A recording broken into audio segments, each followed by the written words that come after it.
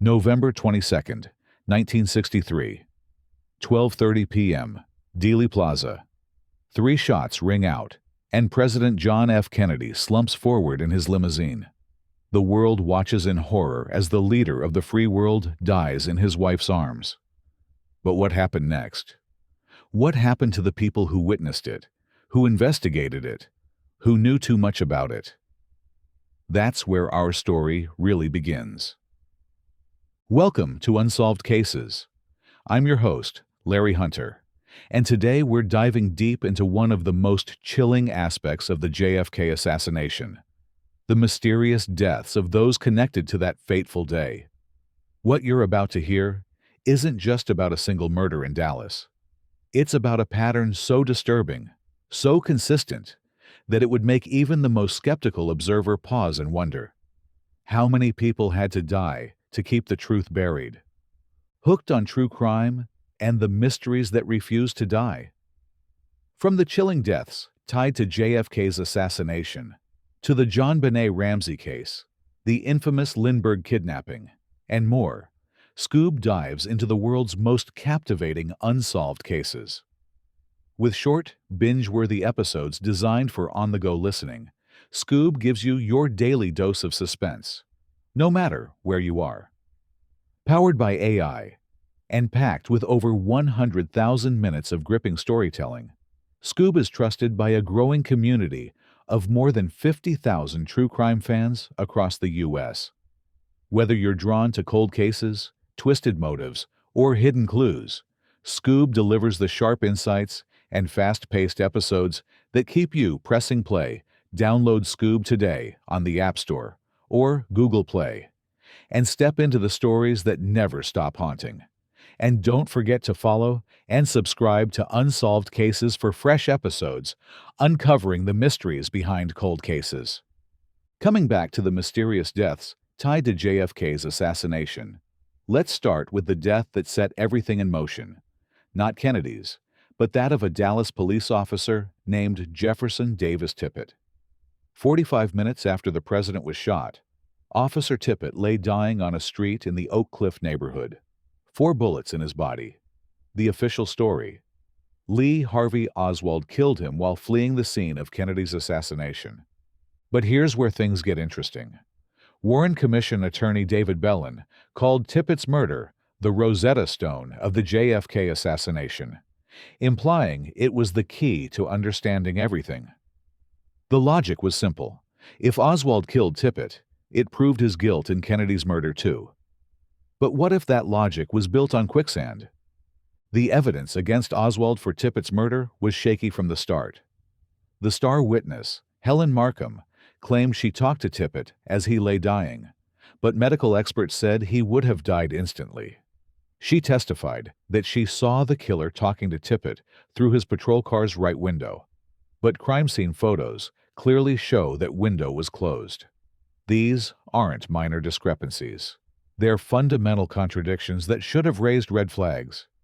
Even more intriguing, most eyewitnesses at the scene didn't identify Oswald as the killer. Some reported seeing 2 men involved in the shooting. But here's the disturbing part.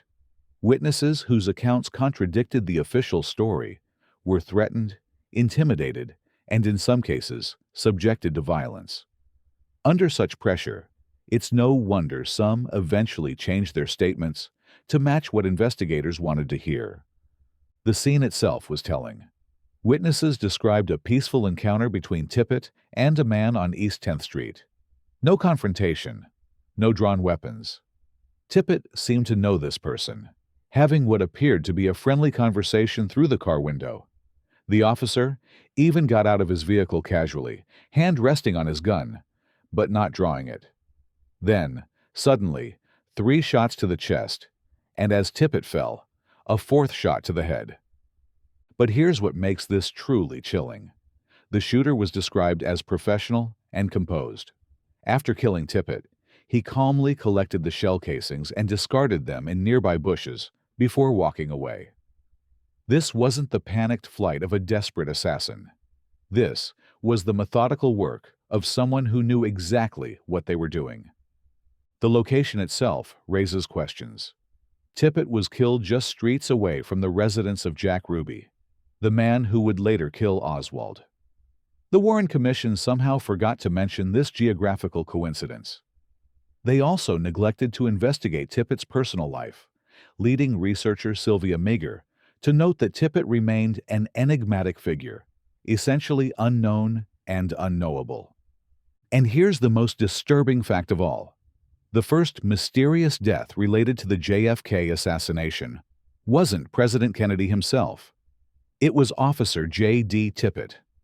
3 days before Kennedy died, a woman named Rose Cheramie made a prediction that would haunt investigators for decades.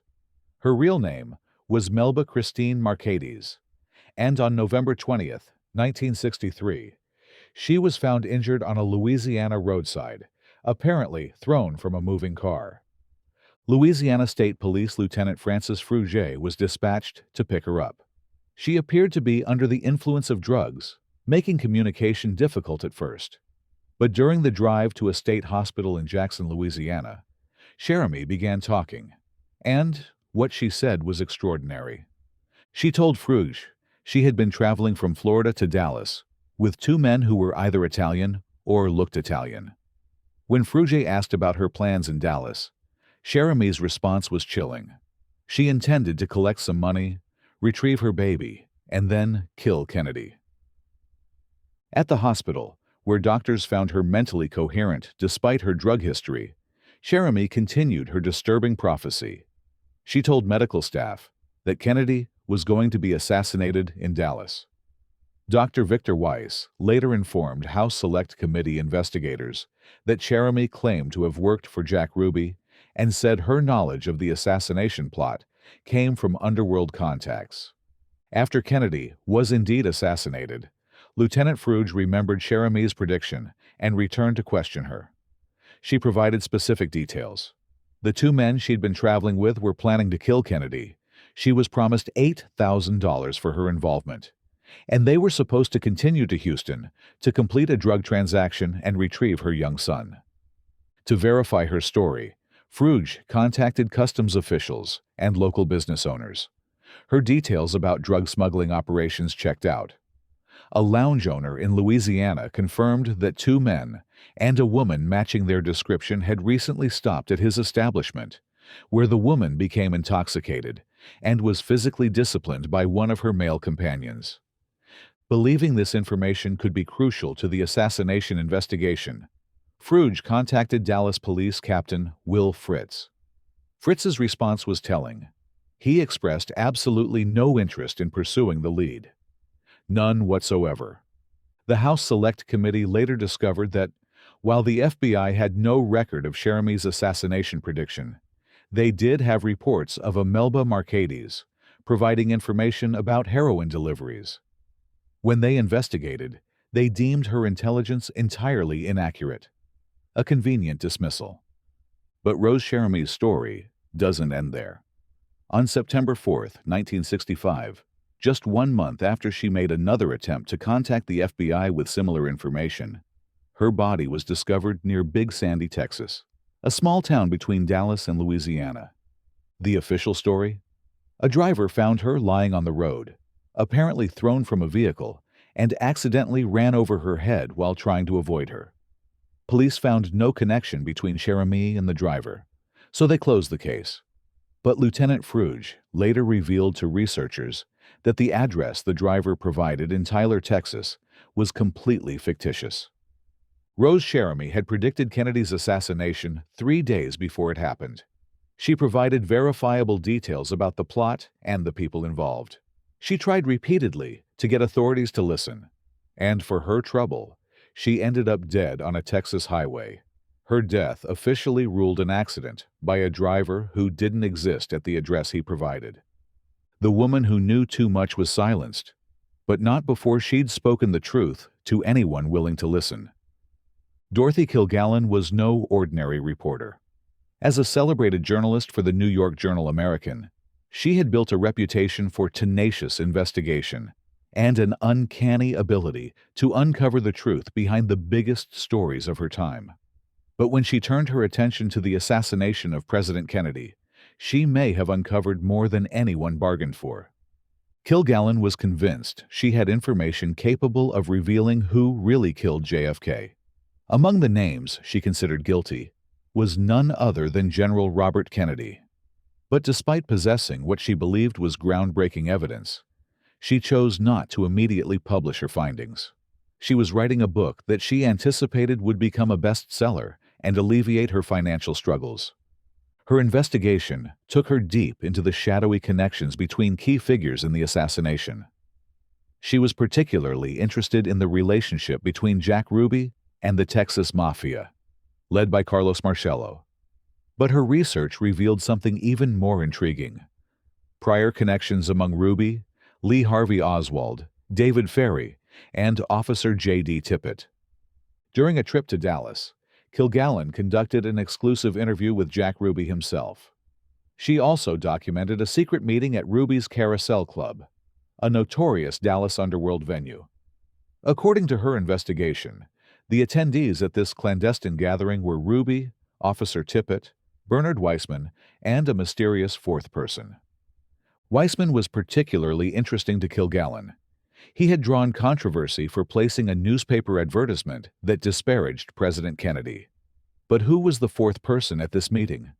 Based on her analysis of the Warren Commission report, Kilgallen deduced it was a significant Texas oil magnate. When Kilgallen returned to New York from her Dallas investigation, she confided in friends about her discoveries.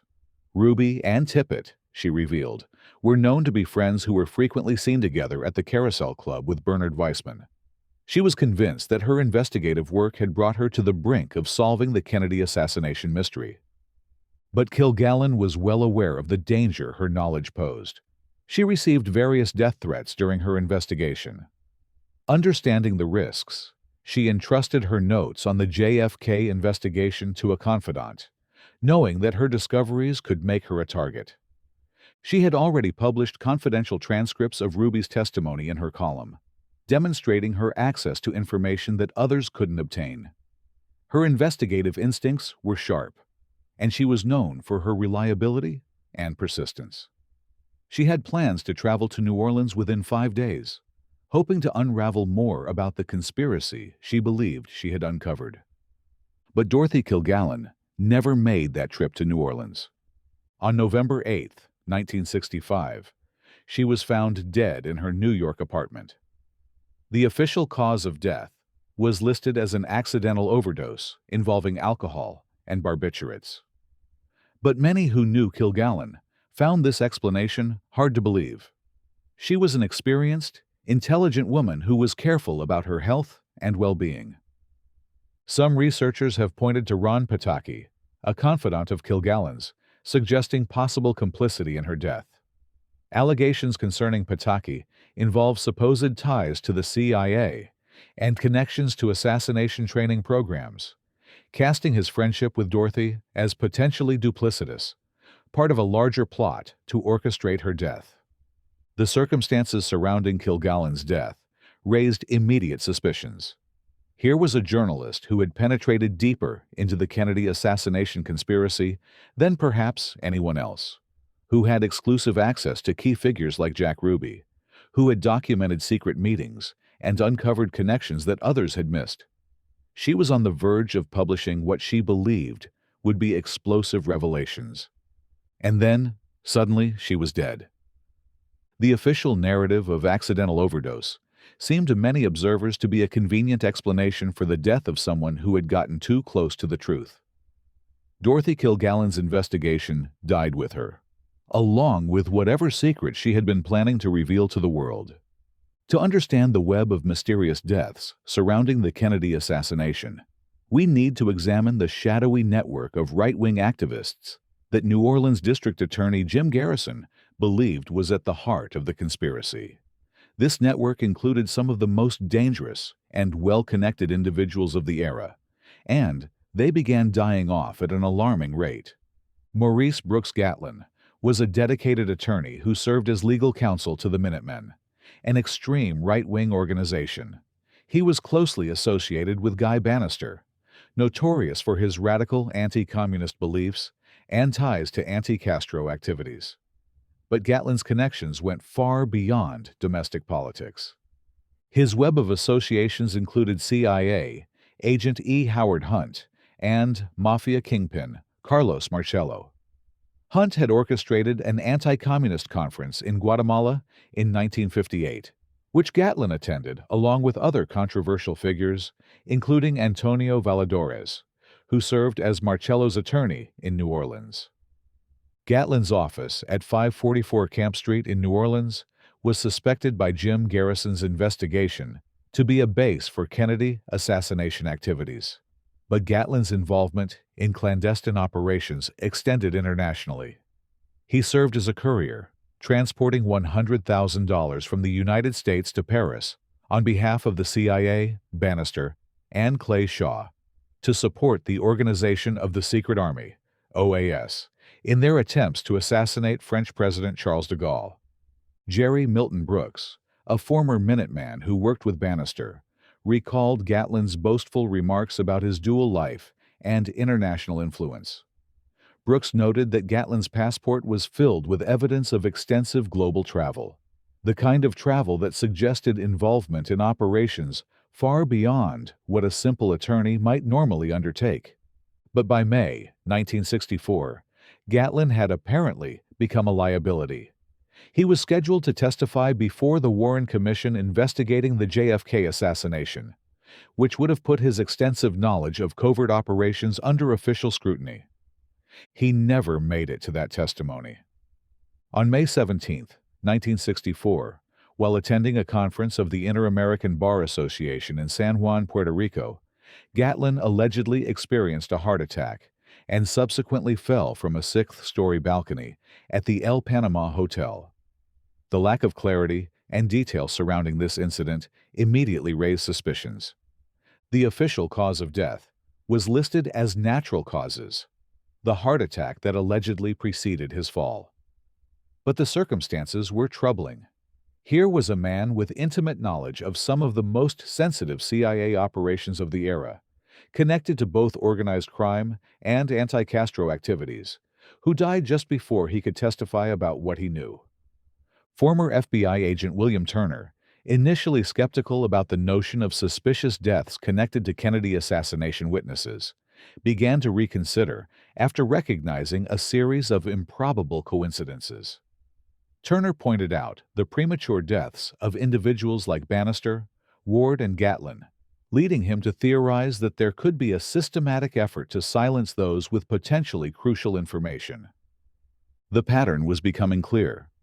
After Bannister's death, his office was broken into and critical files were reported missing. David Ferrie, another key figure in Garrison's investigation, died just 2 months before Gatlin. Each death removed another piece of the puzzle, another potential witness who might have revealed the true extent of the conspiracy. Jack Martin, who had served as a private investigator for Bannister, exhibited palpable anxiety when confronted by Garrison about potential links to Kennedy's assassination. Martin confirmed the regular presence of both David Ferrie and Lee Harvey Oswald at Bannister's office leading up to Kennedy's assassination. But there's evidence that Lee Harvey Oswald's connections to this network went even deeper. Testimony from Delphine Roberts, who worked for Bannister and was claimed to be his mistress, asserted that Oswald was actually employed by Bannister during the summer of 1963. Roberts claimed she was present when Bannister suggested that Oswald establish a local chapter of the Fair Play for Cuba Committee, creating the perfect cover for a double agent. This revelation casts Oswald's activities in an entirely different light. Rather than being a lone communist sympathizer, he may have been working under the direction of anti-communist operatives like Bannister and Gatlin. The deaths of these key figures, Gatlin, Bannister, Ferrie, eliminated crucial witnesses who might have exposed the true nature of Oswald's activities and the conspiracy behind Kennedy's assassination. Each death was conveniently timed to prevent testimony that could have unraveled the official narrative. As Turner noted, the systematic elimination of these witnesses suggested a coordinated effort to silence those with knowledge of what really happened in Dallas. Ever wonder why some cold cases stay unsolved for decades? With Skoob, you'll go deeper than the headlines, unpacking the evidence, theories, and missteps behind history's most puzzling crimes. From the Lindbergh kidnapping and the murder of John Benet Ramsey to the haunting mystery of the Black Dahlia and more, we break down the cases that still baffle investigators. Designed for true crime fans who crave facts over fluff, Skoob offers fast, compelling episodes that fit into your day and stick in your mind. Download Skoob today on the App Store or Google Play and start uncovering the truth behind the world's most infamous cold cases. February 22nd, 1967. On this single day, 2 men died under mysterious circumstances. Men whose deaths effectively silenced crucial witnesses in Jim Garrison's renewed investigation into the Kennedy assassination. The timing of their deaths, occurring on the exact same day when both were expected to provide testimony, represents one of the most remarkable coincidences in the entire Kennedy case. David Ferrie, a former airline pilot with connections to anti-Castro operations and the CIA, was found dead in his New Orleans apartment. Officially ruled a suicide, Ferrie's death came just as Garrison's investigation was closing in on him as a key figure in the assassination conspiracy. But hundreds of miles away in Miami, on that very same day, another death occurred that would shock investigators. Eladio del Valle, a prominent figure in anti-Castro activities and a close associate of David Ferrie, was brutally murdered. His head was slashed open with a machete, and his body was pierced by a bullet, a killing so violent and conspicuous that it seemed designed to send a message. Eladio del Valle's life was steeped in the kind of intrigue that characterized the shadowy world surrounding the Kennedy assassination. He was simultaneously involved in the anti-Castro movement, had ties to the CIA, and was associated with organized crime. These connections made him an essential player in understanding the broader conspiracy that Garrison was investigating. Del Valle held a prominent leadership role within anti-Castro factions. According to sources, he was implicated in ordering the assassinations of Gilberto Rodriguez Hernandez and Manuel Rodriguez Quesada in 1964. These killings, carried out by John O'Hare under orders from higher powers, were supposedly executed to create diversionary tactics that would obscure the real conspirators behind larger plots. Del Valle's associations with David Ferrie stretched back to at least 1960, when he reportedly collaborated with the New Orleans pilot on secret operations over Cuba. These weren't casual business relationships. They were deep operational partnerships in some of the most sensitive covert activities of the era. By January 1961, shortly before the failed Bay of Pigs invasion, Del Valle had emerged as a major player in anti-Castro operations. He communicated to the New York Daily News that he commanded a clandestine army consisting of 8,500 men in Cuba, with additional forces stationed in Miami and Central America. By 1963, he had become a leading figure in the Committee to Free Cuba, also known as Cuba Libre. But as the years unfolded, the danger surrounding Del Valle grew. The increased scrutiny from investigations and media exposure associated with David Ferrie in New Orleans had made Del Valle a liability. As John O'Hare later recounted to writer Robert Morrow, Del Valle's visibility in connection with Ferrie's activities had put him in the crosshairs of those who wanted to keep their secrets buried. The timing of Del Valle's murder was anything but coincidental. He was killed on the precise day that David Ferrie died, at the exact moment when both men were expected to be crucial witnesses in Garrison's investigation. This wasn't just bad luck.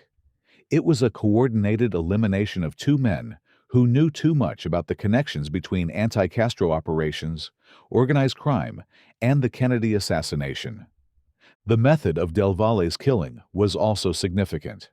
Unlike the subtle deaths of some other witnesses, apparent accidents, heart attacks, or suicides, Del Valle's murder was brutal and obvious. The machete wounds and gunshot suggested a killing meant to terrify others who might be considering cooperation with investigators.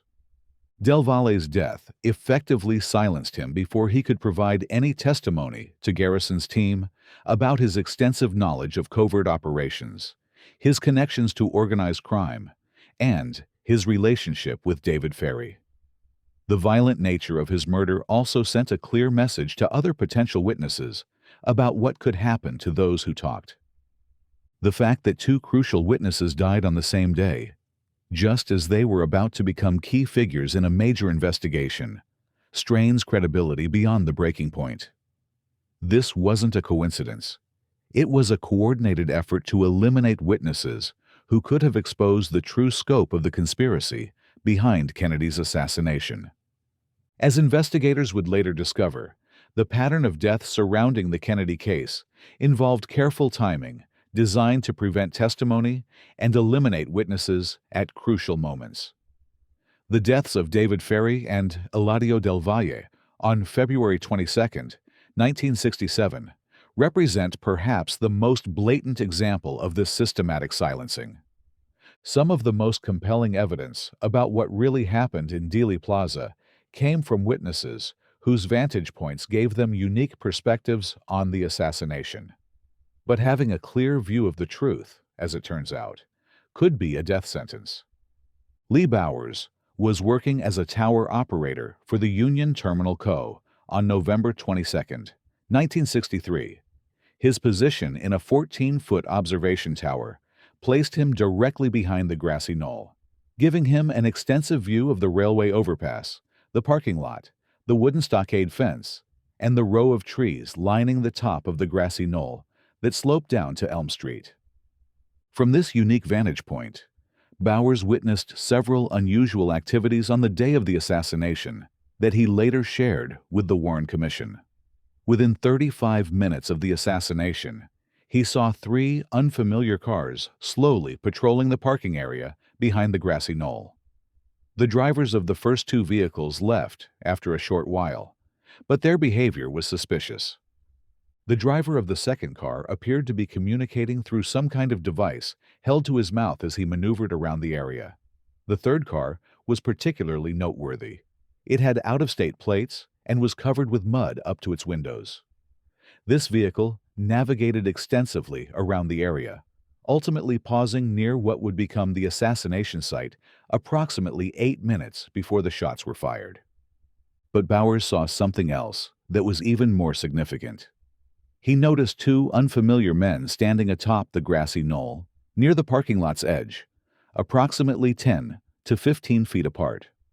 One was middle-aged and fairly heavy-set, dressed in a white shirt and dark trousers. The other was younger, possibly in his mid-20s, wearing either a plaid shirt or jacket. Both men were oriented toward Elm and Houston streets, positioned as if they were awaiting the motorcade's approach.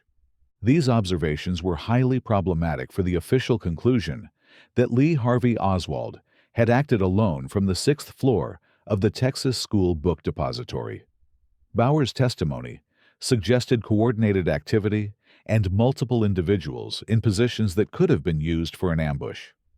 On August 9, 1966, Lee Bowers died in an automobile accident near Midlothian, Texas. His car veered off the road and collided with a concrete abutment. But this wasn't a simple accident.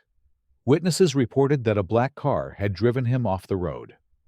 Bowers survived the crash for 4 hours, during which he was conscious and able to speak with emergency personnel.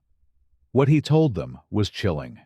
He claimed to feel as though he had been drugged after stopping for coffee a few miles back in Midlothian.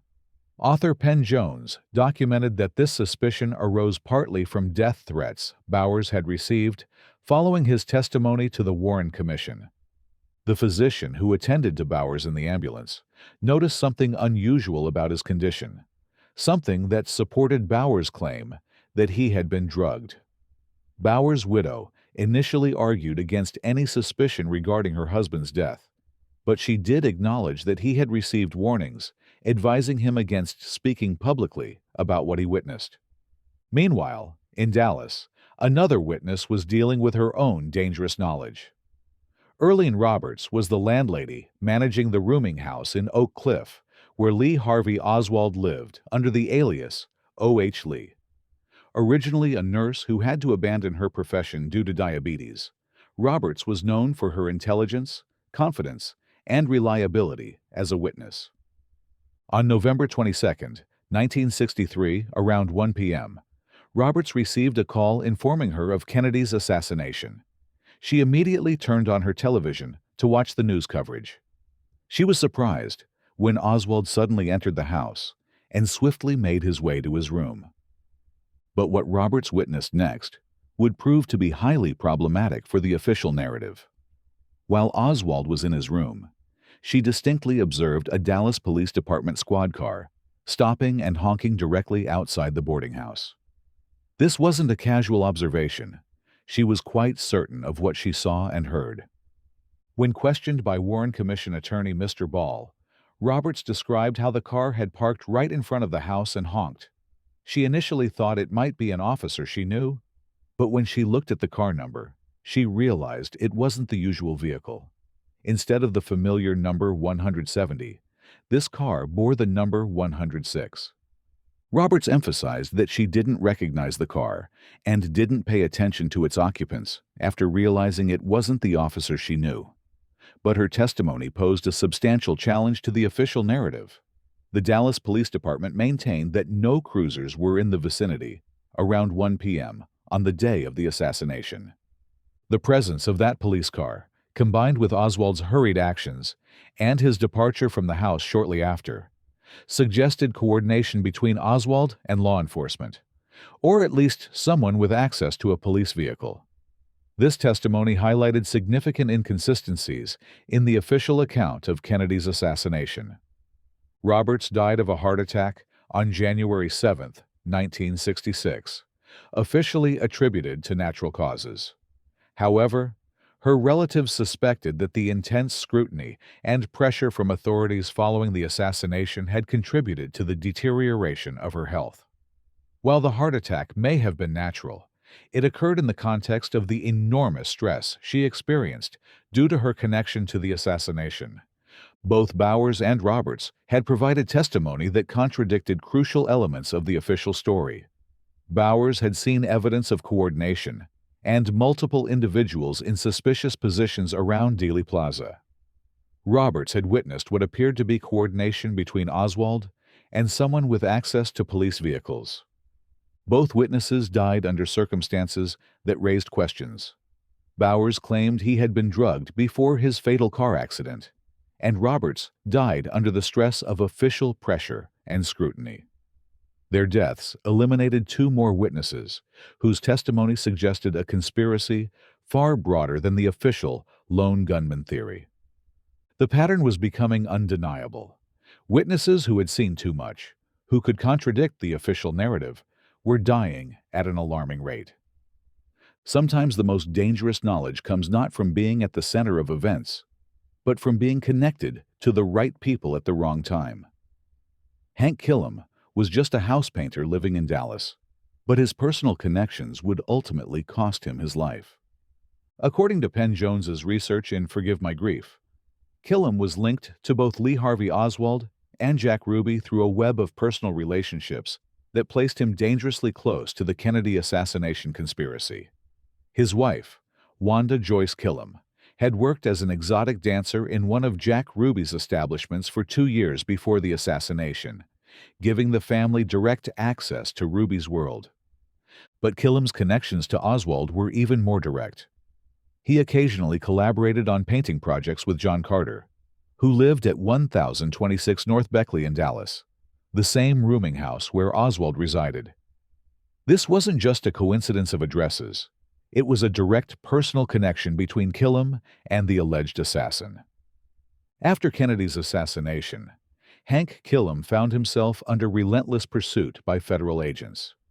They chased him from job to job, making it impossible for him to work or live normally. His wife, Wanda Joyce, disclosed that these agents were constantly interrogating her husband, forcing him to frequently relocate to avoid their persistent questioning.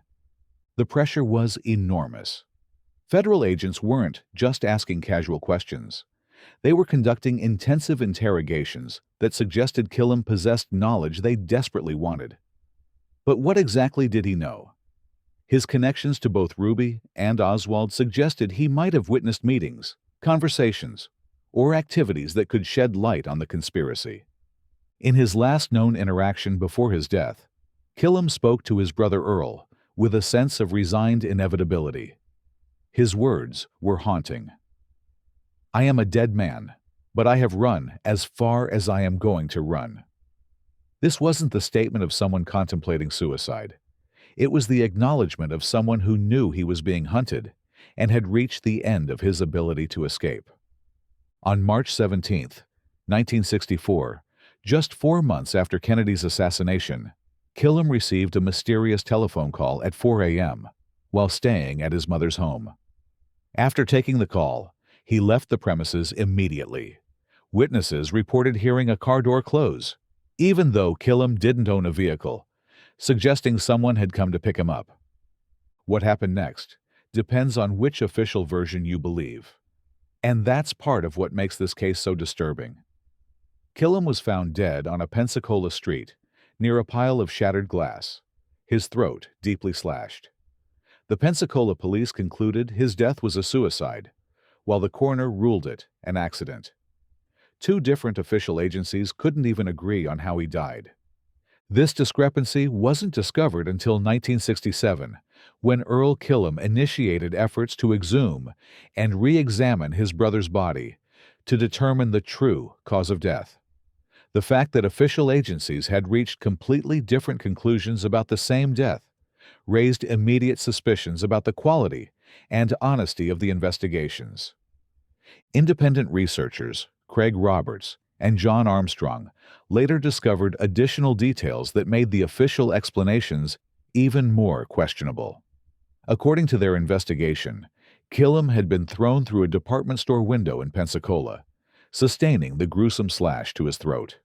This wasn't consistent with either suicide or accident. It suggested violence inflicted by others. The Congressional Research Service noted difficulties in investigating Killam's death, citing the absence of permanent records from the Pensacola Journal in the Library of Congress. This convenient lack of documentation made it nearly impossible for researchers to verify official claims about the circumstances of his death. In 1967, County Solicitor Carl Harper suspected murder and initiated an investigation that gained national attention. During this inquiry, it emerged that Killam had indeed been persistently relocating to avoid federal agents' pursuit. His brother Earl confirmed that Hank had expressed his resigned anticipation of death, stating, "I'm a dead man. They're going to get me, but I've run as far as I'm going to run." The timing of Killam's death was significant. He died just 4 months after Kennedy's assassination, when memories were fresh, and his knowledge could have been most valuable to investigators. He had been under intense pressure from federal agents who clearly believed he possessed important information. His connections to both Ruby and Oswald through his wife's employment and his work associates' living situation placed him at the intersection of the 2 most crucial figures in the official narrative. Whatever he knew about meetings, conversations, or activities involving these men died with him. Killam's death fits the broader pattern of witness elimination that characterized the Kennedy assassination. Like other witnesses, he was under official pressure before his death. Like others, he expressed fear for his safety. And like others, he died under circumstances that official agencies couldn't even agree upon. The house painter from Dallas had run as far as he could, but in the end, his connections to the Kennedy assassination conspiracy caught up with him.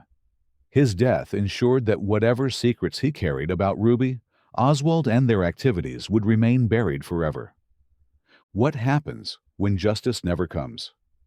At Skoob, we go beyond the surface of unsolved crimes, diving into the lingering questions, overlooked evidence, and chilling silence that surrounds history's most mysterious cold cases. Powered by AI and fueled by relentless curiosity, Skoob examines the forgotten files and disturbing details behind cases that still leave investigators and the public searching for answers. From vanished suspects to theories that don't add up, each episode brings clarity to the chaos, revealing what others miss.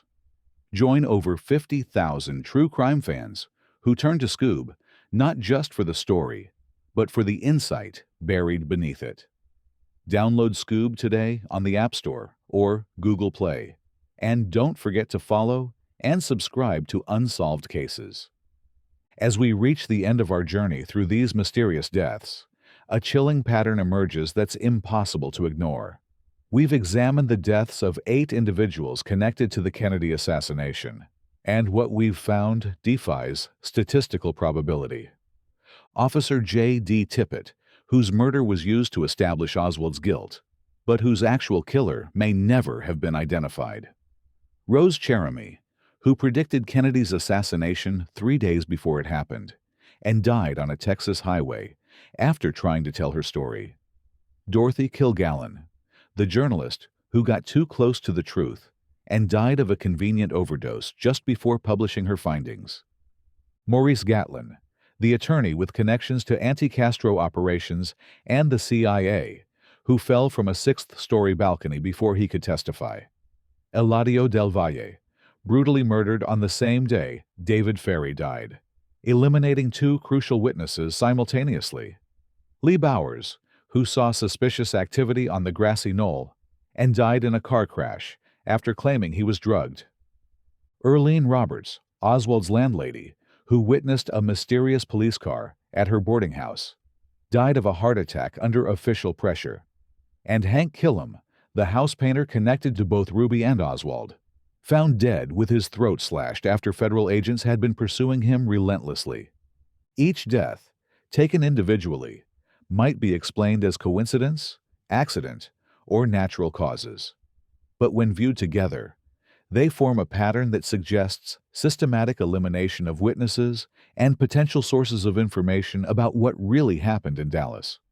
Former FBI agent William Turner, initially skeptical about claims of suspicious deaths, was forced to reconsider when confronted with the sheer number of premature deaths among Kennedy assassination witnesses. The statistical probability of so many connected individuals dying under mysterious circumstances in such a short time period approaches 0. These weren't random deaths. They were targeted eliminations that occurred at precisely the moments when these individuals posed the greatest threat to the official narrative. Witnesses were silenced before they could testify. Investigators died before they could publish their findings. Sources were eliminated before they could reveal what they knew. The methods varied: car accidents, heart attacks, apparent suicides, violent murders. But the timing was consistently convenient for those who wanted to keep the truth buried. Each death removed a piece of the puzzle, another thread that might have unraveled the entire conspiracy. What emerges from this pattern is evidence of a conspiracy far more extensive than the official Warren Commission ever acknowledged. The deaths of these witnesses suggest an organized effort to conceal the truth about Kennedy's assassination, involving individuals with the power and resources to eliminate threats systematically. The Kennedy assassination didn't end with 3 shots in Dealey Plaza. It continued for years afterward, as those who knew too much about what really happened were silenced one by one. The shadows cast by that November day in Dallas grew longer and darker as the truth was buried, along with the witnesses who might have revealed it. 60 years later, we're still grappling with the implications of these mysterious deaths.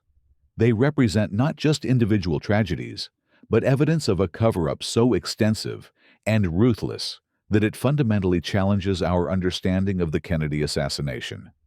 The truth may never be fully known, but the pattern of deaths we've examined today suggests that the official story of a lone gunman acting alone is just that, a story. The real conspiracy involved not just the assassination of a president, but the systematic elimination of anyone who could expose the truth about what happened. In the end, the shadows cast by the Kennedy assassination proved to be as deadly as the bullets fired in Dealey Plaza. And somewhere in those shadows, the real killers remain hidden, their secrets protected by the graves of those who knew too much.